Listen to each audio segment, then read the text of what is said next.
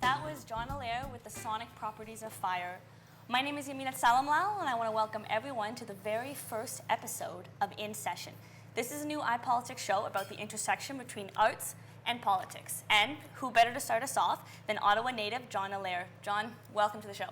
Awesome to be here. So tell me about that song. What was the inspiration behind it? Well, being an artist, I have a real problem with censorship. And that song is just me wagging my big bony finger at censors. I think I have a huge problem with.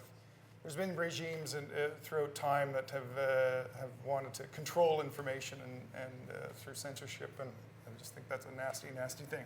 Do you think today we're living in a more censored time than we did before? I think it's a different kind of censorship. Okay. I think there's still a lot of it going on. There's some silencing. There's some things that should be funded that aren't funded, and things that are overfunded that shouldn't be funded. You know, okay. So and that's a form of censorship. Yeah. So there are clearly political undertones to that song. Do you consider overtones yourself even? Overtones. Fair enough. So would you consider yourself a political artist? I don't know if I'm a political artist. I'm a political person. I certainly have a lot of opinions, and I do believe that everybody's entitled to my opinion. So you know. Fair enough. I think I have that on a T-shirt. So. Yeah. Do you? Yeah. I tend to write more introspective songs, but I do a lot of talking, bantering between, and I use social media a lot to express my opinions. So you know, for anybody who's listening. And tell me about the writing process for you. Do you see something that's happening, see an issue that's important to you, and you write about it, or does the music come first? How does it work?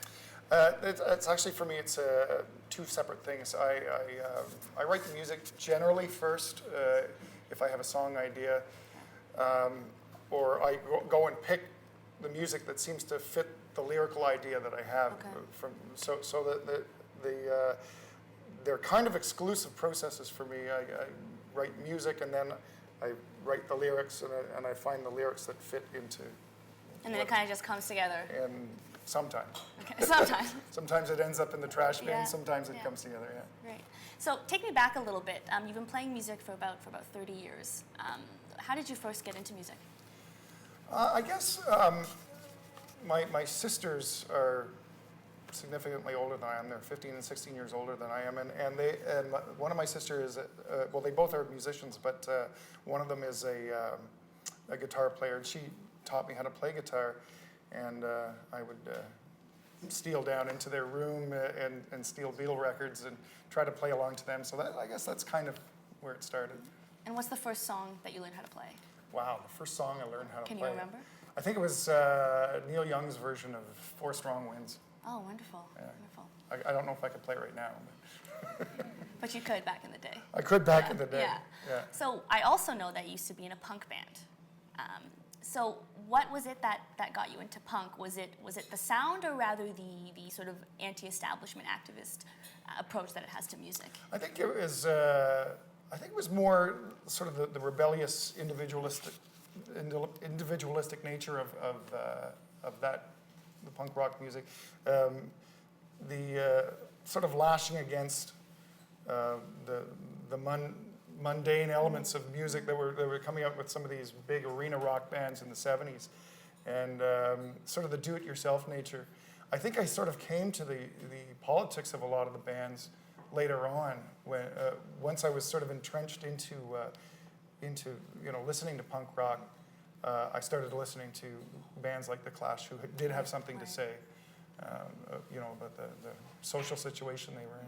So you kind of accidentally fell into that.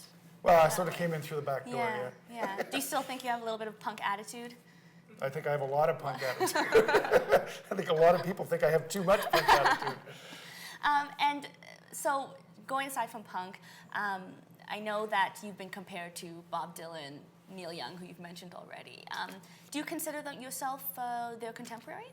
I don't know if I'm their contemporary. I think, the difference between selling 16 million albums when they first came out and me selling, about 30,000 over my whole career has a bit of a difference there.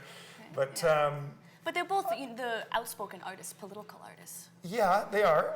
I think in just sort of in a sort of a writing style, and as I'm a lyricist for sure, and I think that they're lyricists, and sometimes what they're talking about isn't what I'm talking about, but I think in that whole sort of oeuvre, that whole genre of singer-songwriters with something to say and lyrics being important, I think sort of sure I fall into that category. Yeah. And what other artists are influential for you, past and present?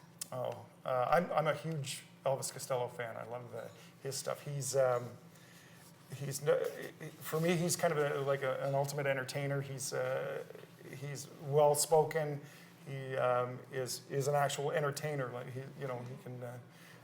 he has a show that he puts together rather than just stands there like a lot of singer-songwriters do and say, you have to listen to me now, I'm speaking. Do you mind if we switch gears a little bit? I think this would be relevant to especially our Ottawa crowd, a lot of them in the political arena. So I didn't know this, but you used to be a speechwriter for Jean Chrétien and Paul Martin when your children were young. That's right. So what's the difference for you from writing a great speech to writing a great song? The paycheck. Yeah. I think, again, I put on a different hat when I do different things. I guess when I'm writing a song, it's all mine. It comes usually from here rather than up here, or rather than someone's desk. Right. When I'm writing a speech, of course, you're writing it to come out of somebody else's mouth. So you have to sort of gear yourself towards doing something like that. So the process, I mean, there's similarities in the process. You sort of want to get into the headspace that you need to be in for these things. But speeches are for an intended purpose with an intended audience, and they're very directed. Whereas I don't think I write songs saying that I'm hoping that people between ages 25 to 31 think that this is really cool. Right. I don't do that sort of thing. So I think it's more personal songwriting. It's much more personal. Yeah. Like I said, it comes more from here, whereas speech writing comes from out there, sort of thing, and up here. Any similarities though?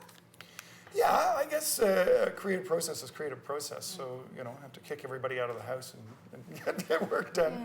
And like songwriting, I think some of the best lines for speeches and the best any creative endeavor comes when you least expect it. When you're walking the dog or when you're washing the dishes. I think that's when your mind is at its most fertile.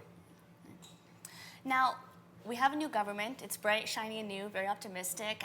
Do you think it's harder to be critical of a new government versus one that's been in power for so long? I think it's, just by virtue of, they haven't been there very long. So, I think criticism overall is easy. I think it's easy to criticize things. To be constructive about that criticism is a different ballgame altogether. And with our brand new shiny government, I think we have to sort of sit and wait. It's been 3-4 months, whatever it's been. I mean, if you've got 30 million people looking over your shoulder at your every move, a lot of pressure. It's tough to. I would imagine. I've never had 30 million people looking at me, unfortunately, at once. Not yet. You never know. Maybe. But there's an element of let them do the job. Give them enough rope, kind of thing, and see what happens. Yeah. That being said, if you see something you don't like, can we expect some criticism, some music like that? You won't hold back? I'll probably yap about it. Yeah. So on that note, you're going to play another song for us. I'm going to play another song. So why don't you tell us about the inspiration behind Sundays in June? Sundays in June, I've got some Aboriginal background in my family. My grandmother was an Algonquin. And we had property when I was growing up around the Maniwaki Reserve. And I used to, when I was younger, I would play with my friends. And our big joke would always be, you get off my property, you kids get off my land. You get off my property. And my grandmother once scolded me. She said, well, we're only borrowing the property that we're walking on. It's nobody's in particular, sort of the battle cry of all for one. And and she said, so remember when you're kicking people off your land and when you're taking things, we're all just borrowing Mother Nature's land. So that's sort of, so when I was on tour, going from place to place, and something would go wrong, we would always say, "Oh, this must have been built over an old burial ground because things are going Feeling wrong." cursed. They're shaking a fist at us. Yeah. So that's sort of the. Right. Wonderful. Well, then, without further ado, why don't you get yourself set up? Let's do it. Yeah.